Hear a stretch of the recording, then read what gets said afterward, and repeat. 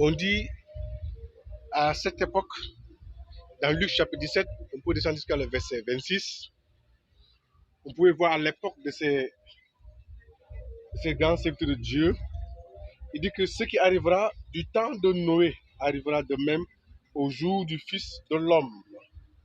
Qu'est-ce qu'ils faisaient ces gens-là?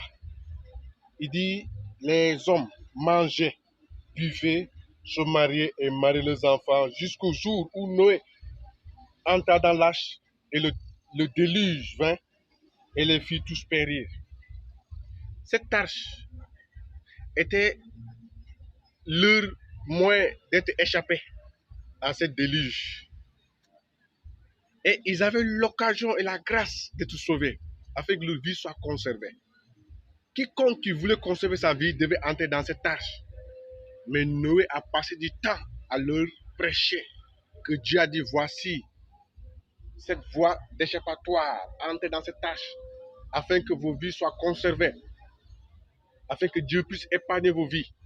La Bible dit que ce qui est arrivé à cette époque-là va encore arriver à cette même époque.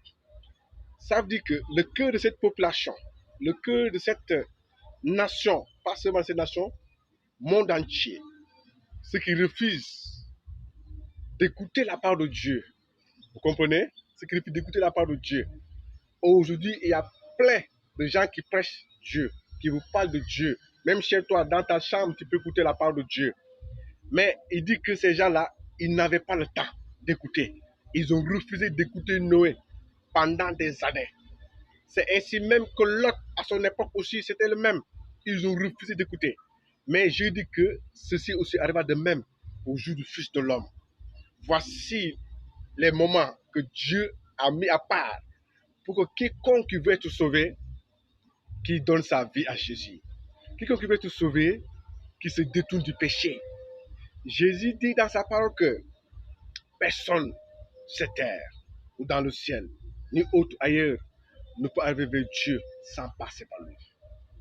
Voici cette grâce où Dieu a établi pour que vous puissiez être sauvés.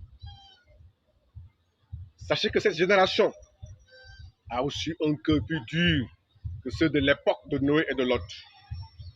Mais Dieu, dans son amour, envoie les ambassades, les évangélistes, ses enfants à vous annoncer la bonne nouvelle afin que vous soyez délivrés, épargnés, afin que votre vie soit en règle vis-à-vis de la part de Dieu. Car le péché ruine la vie et le péché suit une nation.